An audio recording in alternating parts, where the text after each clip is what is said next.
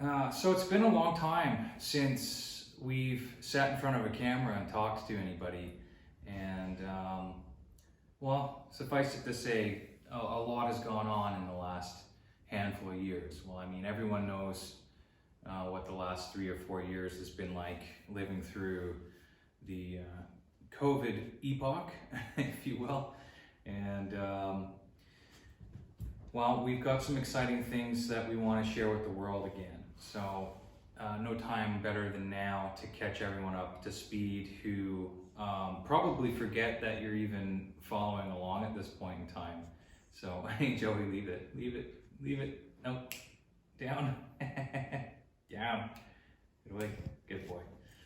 So I got my dog going to the camera. So one of two dogs now. So some of you will remember that we set sail from British Columbia with Caius, and Caius is still with us. She's 12 years old now, and we have a little rescue buddy named Joey, because when we got him, he looked like an abandoned kangaroo Joey. He was so frail and in need of love and in need of medication and help, so that's what we gave him. But well, let's start with where we left off.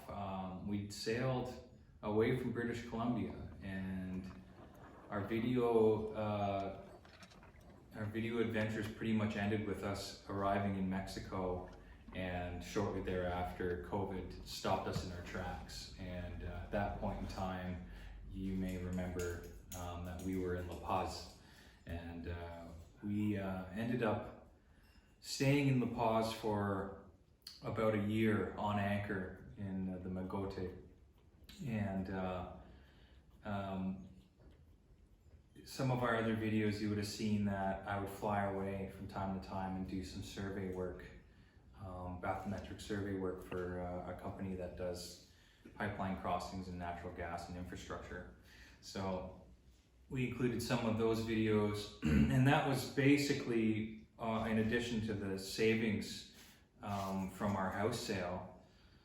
I would do that work just to kind of keep us topped up so we could afford to live on our boat. And when COVID stopped us in our tracks and prohibited the ability for me to jump on a plane and fly back up north to do these remote work kind of sessions, it dramatically changed the course of our life. We were watching our savings dwindle away, and we were faced with two options: either leave our boat basically abandoned in Mexico, not knowing what the future would hold at that time, and fly back to Canada if we could fly, because flights at that time were being canceled, or from my security days, defend in place, stay put where we knew the conditions where we were at that time. We knew we were safe, we were on our boat was our home, and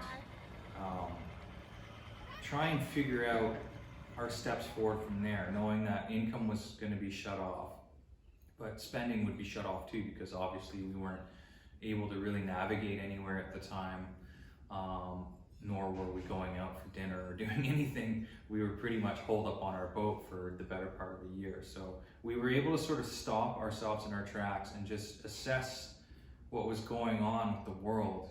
And we made the determination that we were better off staying right where we were in La Paz, in Mexico, and just seeing what would unravel, how the whole COVID epidemic would unfold. And ultimately,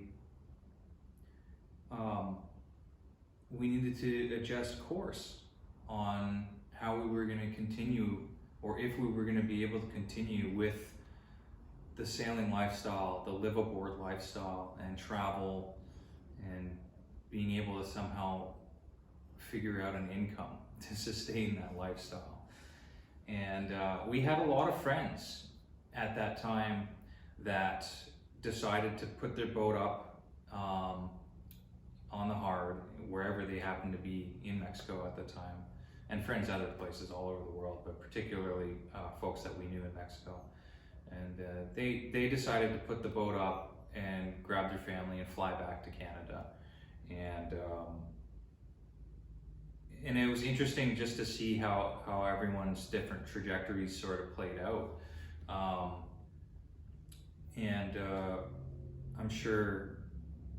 I'm sure things unfolded in ways that people didn't expect. So for us, it unfolded really uniquely. So I've often said to whoever will listen to me that we buy sailboats thinking we're going to take our sailboat on an adventure of our choosing, and we're going to sail this thing around. We're going to go here, we're going to go there. And I think in fact it's quite the opposite. We buy a boat and then the boat takes us on an adventure.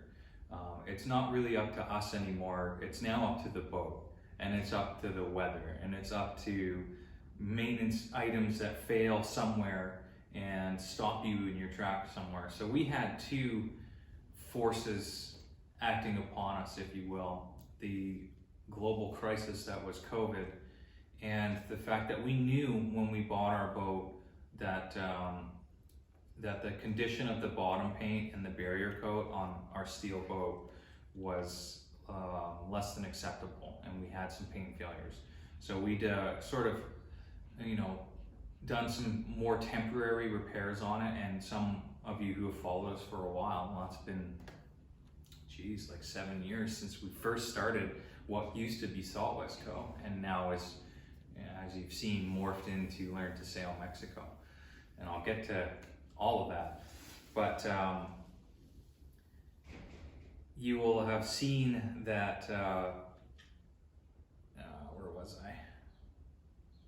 Sorry, I'm on over 60 hours of a 72-hour water fast right now. So this is another interesting thing. It's maybe slowing down my cognitive abilities somewhat. But I was saying that we'd done some temporary repairs on the bottom, but we realized that we would need to haul out for a much more significant bottom job, and that would involve sandblasting or grinding the entire hull below the waterline and reapplying a barrier coat, because we knew we had we knew that the boat had steel repairs done at a certain point. A fairly significant section of the port side of the boat under the galley and forward head had been replated, and whenever that kind of thing happens, then bottom job is done, and to varying degrees of success. So we had very thin barrier coat on the bottom, and paint failures as a result. Spots where paint was peeling off, and we were unfortunately down to bare steel under the water. So we chose to come to Guaymas or San Carlos in Sonora for a couple reasons. COVID was starting, the restrictions were starting to sort of open up a bit, and we'd done some research before we'd even left Canada on this particular location as a sort of choice location to do DIY work on your boat, fairly affordable rates, and several options for hauling out. And so a couple things happened there. We had already sort of done the research and earmarked this as a location where we would like to bring the boat to do this work. And while stopped in La Paz, I started investigating other means of making an income. And I started looking into yacht brokering. So I obviously, it's not obvious. I do have a sales background, and I have a lengthy corporate background in management, account management and regional management, with some fairly large scale projects under my belt. So I had a background that lends itself to sales. I'd also worked in nonprofit as a sales manager. I'd worked as a VP of sales for a security firm, and I also worked as a GM of a fairly popular resort on Vancouver Island. So I have that corporate sales background, and I started speaking with local yacht brokerages in La Paz, or brokers that service La Paz, and talked to a couple. And it turned out that the timing was such that the gentleman who was brokering here in San Carlos was semi-retired, basically decided I'm no longer brokering. Trying to make a long story short, because we're trying to sort of encapsulate the last 5 years basically here in a catch-up video, but essentially the opportunity arose where there was an opportunity to resume the yacht brokerage here in San Carlos. Having already looked at this particular location for hauling out our boat, the two things added up at that time, that we could now leave La Paz without any restrictions for navigating, and go check out a new place finally. After a year in La Paz, we sailed across the sea and up here to San Carlos and Guaymas, and dropped hook in Bahia San Carlos. And at this time, there was also a unique program for naturalizing foreign nationals, basically. So at this point in time, we'd been in Mexico for a couple years and had been living on a tourist visa. And for those who may not be that familiar with traveling or living in Mexico, a lot of people will come here on the FMM, a tourist, they call it a visa. It's not really a visa, it's a treaty between Canada, US, and Mexico for the relatively free movement of people between Mexico and the rest of North America.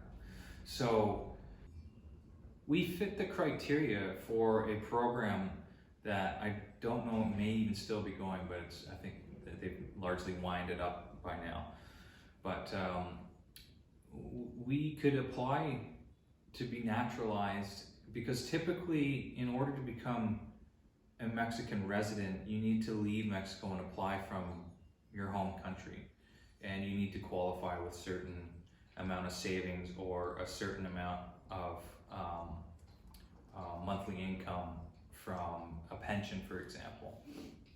And of course, we didn't have any regular income coming in at the time, and our savings was,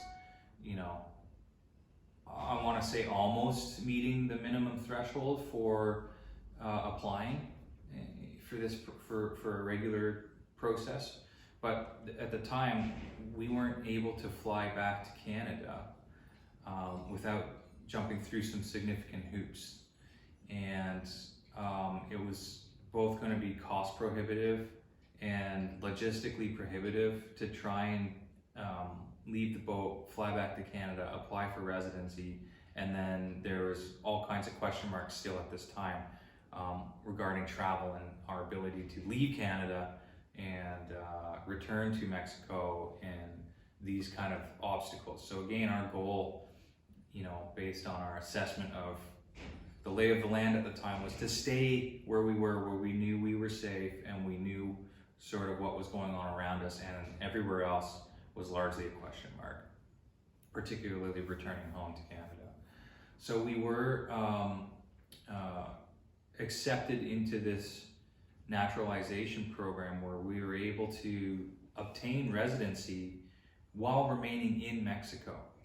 And this was a huge turning point for us, where we finally, all the question marks and all the anxiety about where is home, where can we go, what are we going to do next, that was alleviated largely in that moment where we realized we could call Mexico our home for the foreseeable future with legal residency.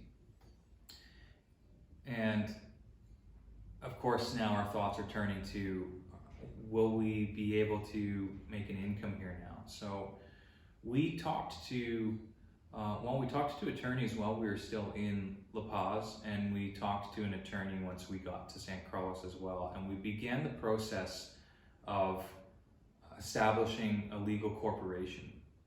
And we now, at this time, had legal residency and a legal corporation, which would allow us to open up businesses and would allow us to hire employees if we wanted to, or purchase assets and invest in other businesses, or invest in properties and these kind of things.